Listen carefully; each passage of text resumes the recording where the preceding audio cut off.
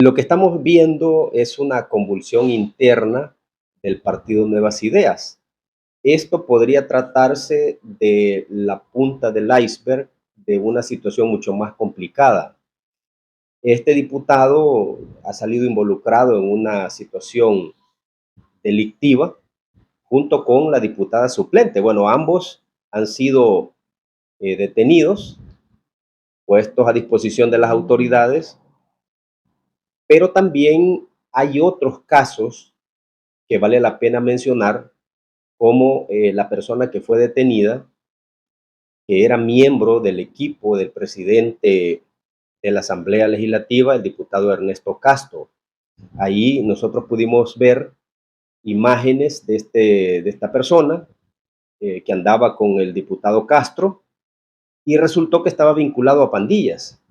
También el día de antier detuvieron a un concejal de la alcaldía de Zaragoza, ¿verdad? Que también es de Nuevas Ideas, junto con el hermano, vinculados también a pandillas y fueron detenidos por la delegación de Santa Tecla, adjudicándoles el delito de agrupaciones ilícitas. Entonces estamos viendo una serie de aspectos de corrupción dentro del partido Nuevas Ideas. Y ellos plantean de que se está haciendo una limpia, que se está sacando los malos elementos, pero deberían de aplicarlo a todos ellos, ¿verdad? Porque hay muchos señalamientos de corrupción, de aprovechamiento del cargo para generar negocios con sus empresas.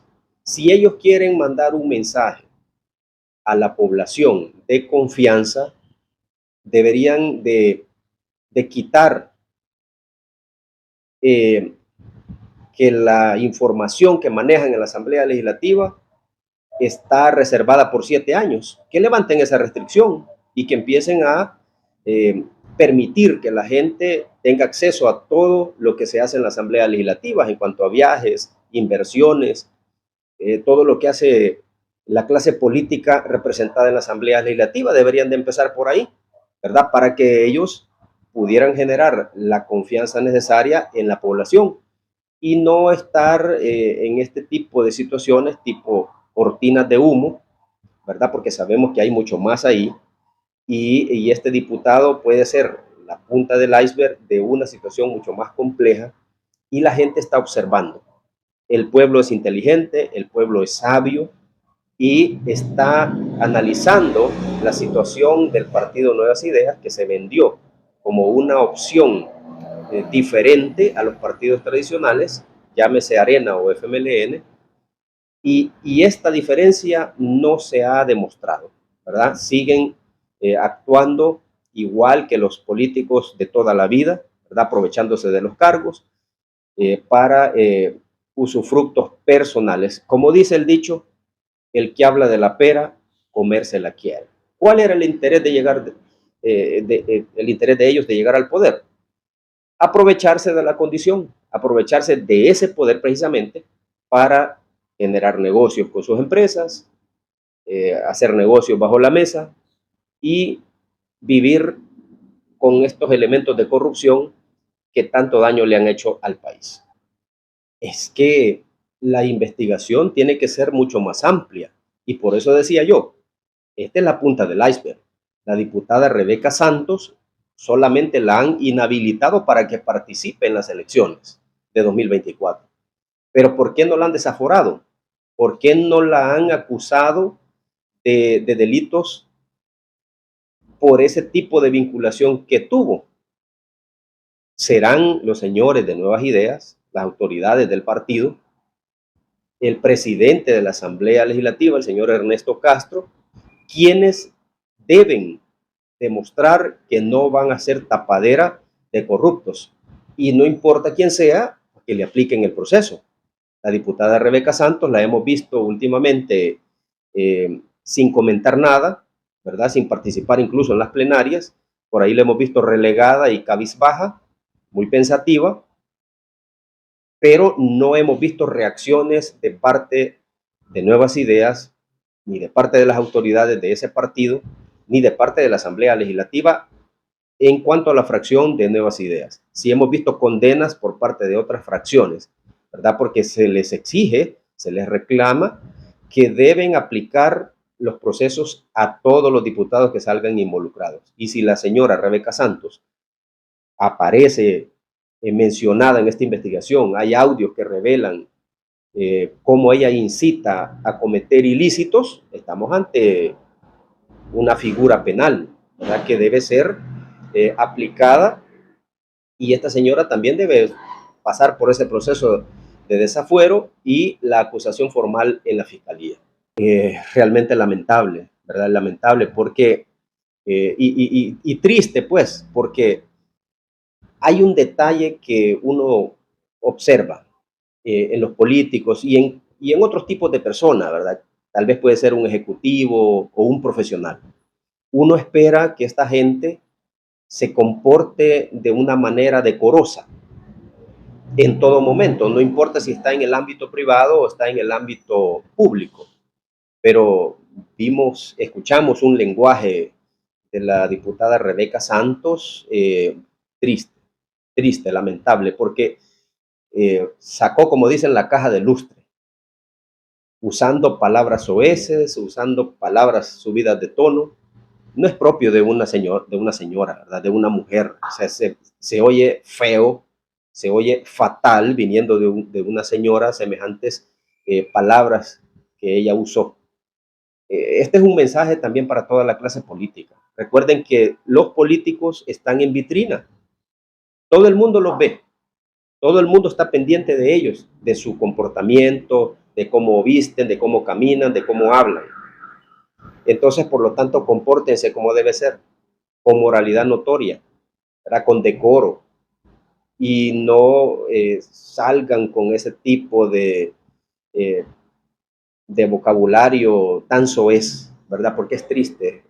Bueno, uno veía a la diputada Rebeca Santos como una señora respetable, pero cuando uno escucha la forma de hablar de ella, entonces se cae todo aquel buen concepto que se pudiera tener, la buena imagen que tal vez había construido, y lo botó en segundos, ¿verdad? Así que refleja también que ellos tienen o muchas personas, ¿verdad? Tienen como una doble personalidad. Públicamente muestran una cara, pero realmente son otra cosa. Están viviendo de una fantasía, están viviendo de un espantapájaro, lo cual no es correcto. Sean ecuánimes, nada les cuesta ser natural. Marvin, el día de ayer también el presidente de la Asamblea Legislativa publicó un tuit donde le decía a sus empleados que tenían 15 días para presentar los antecedentes penales y policiales. Es muy extraño lo que dice el diputado Ernesto Castro, que le está solicitando la constancia de antecedentes penales y la solvencia de la policía a sus empleados. Me parece extraño porque eso se le pide al empleado cuando se contrata, ¿verdad? Cuando presenta toda la documentación, el empleado que va a ser contratado en la Asamblea Legislativa y en cualquier otro trabajo, le piden solvencia de la policía y antecedentes penales. Eso es de rigor. No sé por qué lo está pidiendo él hasta ahora. ¿Será que obvió ese proceso cuando los contrató? Los contrató estilo capataz de finca, ¿verdad? Que solo le dijo, mira, ahí está la faena, anda, dale con la puma, ¿verdad? Se supone que la Asamblea Legislativa es un organismo formal, donde los empleados que están siendo contratados presentan toda su documentación, ¿verdad? Licencias que tiene, el DUI, todo, incluyendo el currículum, acreditaciones que tenga, recomendaciones que se piden y también la solvencia de la policía y antecedentes penales, ¿verdad? No sé a qué están jugando o qué es lo que le quieren decir a la población, ¿verdad? Porque todo mundo que va a pedir un trabajo, que va a solicitar un trabajo o es contratado, le piden todo eso. Si es que eso es requisito. No sé por qué hoy lo está pidiendo. Habrá que ver, o él tiene que explicar al señor Castro si los empleados de la Asamblea Legislativa que ellos han contratado no les pidieron nada más que el DUI, ¿verdad? Y así los contrataron sin saber qué personas son, ¿verdad? Porque ahí vemos que están saliendo detenidos vinculados con pandillas Y entonces, pues, no les pidieron los requisitos de ley, han obviado algún procedimiento. Esas son cosas que tiene que explicar el presidente de la Asamblea, ¿verdad? Y no salir con el cuento de que hasta hoy, después de más de 3, bueno, casi 3 años ya, les están pidiendo la solvencia y antecedentes. Es algo totalmente ilógico. Es poco probable, ya que el delito que le han puesto a él es excarcelable. Más bien lo que están haciendo es convirtiendo al diputado en un chivo expiatorio. Y lo digo en el sentido de que con él se están dando como una lavadura de cara, donde dicen, bueno, Nuevas Ideas no permite corrupción, o Nuevas Ideas no permite diputados que hacen negocios bajo la mesa. Y van a terminar expulsando al diputado, ¿verdad? Lo van a sacar, así como hicieron con los otros, se les descubrieron unos audios tratando de generar alguna desestabilización dentro del partido Nuevas Ideas y fueron expulsados. Ahora, este caso va a ser similar. Lo que están mandando es ese mensaje, pero realmente no están trabajando para corregir los problemas serios que tiene ese partido. Recordemos que Nuevas Ideas nace de los desperdicios que salieron de los otros partidos tradicionales, del FMLN y de Arena, principalmente del FMLN. Nuevas Ideas, su génesis es un génesis casi como un satélite del FMLN. La gran mayoría de diputados y miembros de ese partido estuvieron en el FMLN como militantes o como trabajadores de empresas del FMLN o en alcaldías, etcétera. Muy pocos estuvieron en Arena y así se formó ese partido, ¿verdad? Entonces vienen con esas situaciones del pasado, ¿verdad? Donde hubieron señalamientos de conductas inadecuadas de algunos de ellos, y ahí están, en el partido Nuevas Ideas, ¿verdad? Ahí están los señores que ahora se presentan como inmaculados sin pecado concebido, ¿verdad? Solo porque se cambiaron de color, pero internamente ahí son arcoíris, ¿verdad? Rojo, verde, tricolor, etcétera. ¿Verdad? Entonces, en tal sentido, ellos tienen que predicar con el ejemplo. Si van a hacer una nueva fuerza política, ¿verdad? Porque ellos dicen que ya son, pero falta que ver mucho y falta que recorran mucho más tiempo. Si ellos quieren convertirse en fuerza política y una opción para la gente, deben corregir todos esos errores, ¿verdad? Porque lo que están haciendo es generando una incertidumbre a la población. La gente ya no les cree. El pueblo es sabio, el pueblo es inteligente y observa y dice, bueno, ¿y ese partido cómo es que tiene tanta gente corrupta? ¿Cómo es que tiene tanta gente que se aprovecha de su condición de diputado para andar haciendo negocios? Y que no hablaban de los anteriores, pues que hacían esas cosas y hoy están haciendo ellos también lo mismo. No salimos de nada, entonces le dejan pocas opciones al pueblo. Marvin, también sobre la captura de Alejandro Mason y que también el presidente Nayib Bukele dijo de que él estaba actuando como un doble agente y le pasaba información. ¿Qué opina de eso? Bueno, son declaraciones bastante delicadas, ¿verdad? Bastante delicadas, tomando en cuenta que el señor Mason es o era amigo del señor Nayib Bukele por años, ¿verdad? Porque él ha estado trabajando con Nayib desde que era alcalde de Nuevo Cuscatlán. ¿Verdad? Ya lo andaba en su equipo, después pasó a la alcaldía de San Salvador y lo ha tenido en su equipo hoy como presidente. Al sacar a Alejandro Mason de ese círculo que es muy cercano al presidente Bukele, lo que están haciendo es garantizando que ya no dé más información, ¿verdad? Que ya no dé más datos a operadores políticos. Si esto se comprueba, el señor Mason podría enfrentar varios años de cárcel, ¿verdad? Porque estamos hablando de vulneración en la seguridad del Estado, hablamos de vulneración de la seguridad del presidente incluso, ¿verdad? Y eso es delito, y la revelación de documentos oficiales también. Y lo extraño es que hasta ahora empiezan a surgir esos tipos de señalamiento. Si esto se viene dando desde hace años, ¿por qué no lo habían descubierto? ¿Por qué no habían detectado ese movimiento de transferencia de información? y cuáles son los organismos o países extranjeros a los que se refiere el expresidente Mauricio Funes, ¿verdad? En sus declaraciones, que según las investigaciones sobre este caso, señalan al señor Mason que pasó información al expresidente Funes y a su vez a organismos internacionales y a un país extranjero que no lo revelan, ¿verdad? Y que eso lo hizo por seguridad si él caía preso. Vamos a esperar qué pasa con esta situación. Y hay otro detalle, que no se sabe dónde está el señor Mason detenido. No se sabe dónde lo tienen. Si está en su casa con arresto domiciliar, si está en una Bartolina, si está en una sede policial, dónde lo tienen no se sabe. Son detalles que no se conocen.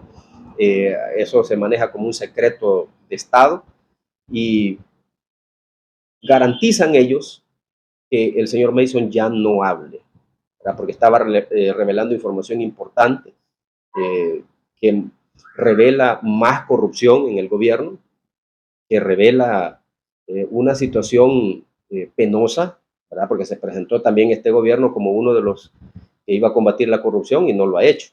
Es más, hasta mandó a cerrar las CICIES que él mismo había promovido y mandó al archivo 12 casos que las CICIES le presentó y desmontaron el equipo de investigación de la fiscalía que estaba realizando pesquisas respecto a casos de corrupción. Entonces, todo esto la gente lo está valorando, la gente lo está observando, lo está evaluando para tomar decisiones posteriormente. Es que el señor Mason es un tipo inteligente y se cubrió respecto a que en algún momento podía caer preso por esto mismo, de revelar información y actuar desde adentro. Puede él tener información en diferentes lugares, ¿verdad? Puede tenerla oculta en algún correo, puede habérsela dado en una USB a un amigo de su confianza y que la revele en su momento. La entregó a un país extranjero, que lo dice la investigación, ¿verdad? Pero no dice qué país, no sabemos cuál es, ¿verdad? Pero sí ya la tiene ese país en su poder, esa información, lo cual puede derivar en señalamientos bastante serios al gobierno de El Salvador. Ya para finalizar, Marvin, ¿qué opinas acerca de lo que ha pasado hace unos días en Nicaragua, de que le incautaron los bienes a la Universidad UCA? Bueno, el régimen de Ortega ha sido muy drástico, ha sido un régimen autoritario que ha ido limitando derechos de los ciudadanos nicaragüenses y ha ido cerrando espacios que son críticos para el gobierno. La UCA en Nicaragua era un espacio de crítica fuerte al gobierno, de análisis muy profundo sobre la situación del control total que tiene el presidente Ortega y por lo tanto ordenó la confiscación de esos bienes para pasar a manos del Estado y expulsar, por supuesto, a la administración que manejaba la UCA en Nicaragua. Estos son los riesgos de tener un gobierno de corte totalitario, ¿verdad? De tener un dictador en los países. Al final, ellos hacen lo que les da la gana, reprimen como les da la gana, utilizan las fuerzas armadas para ejecutar esas acciones o las fuerzas policiales y utilizan sobre todo el terror de Estado para controlar como una forma de administración.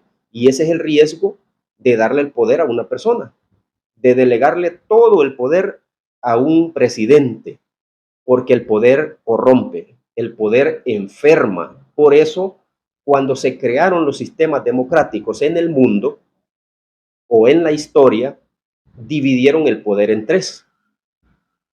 Los estados democráticos y republicanos tienen esa característica. ¿Para qué? Para que un poder sea contrapeso del otro poder sea el fiscalizador del otro y entre sí se controlen o se autocontrolen los tres poderes del Estado. Pero si uno de los poderes del Estado, en este caso el Ejecutivo, maneja el control del legislativo y tiene el control del ejecutivo, entonces se corre ese riesgo. Se corre ese riesgo de convertirse en una dictadura, de convertirse en un estado totalitario, donde las reglas las pone solo el Ejecutivo y los demás poderes del Estado simplemente están de espectadores o de pasapapeles, ¿verdad? Como lo que está pasando en Nicaragua, ¿verdad? La democracia en Nicaragua ya prácticamente está muriendo y debe ser un ejemplo para los demás países no caer en ese error, no caer en esa inconsistencia tremenda, porque al final el pueblo es el que sufre, el pueblo es el que paga las consecuencias. Y cuando el pueblo se cansa, el mismo pueblo derroca a los gobernantes. Bueno, en la historia han caído reyes. En Francia incluso decapitaron a los monarcas, los pasaron por la guillotina y los decapitaron. El pueblo cuando se cansa, las expresiones que manifiesta en las calles son difíciles de controlar, ¿verdad? Por eso hay que tomar muy en cuenta eso y los países deben seguir la línea democrática, republicana y no el autoritarismo que nos va a llevar a un descalabro total.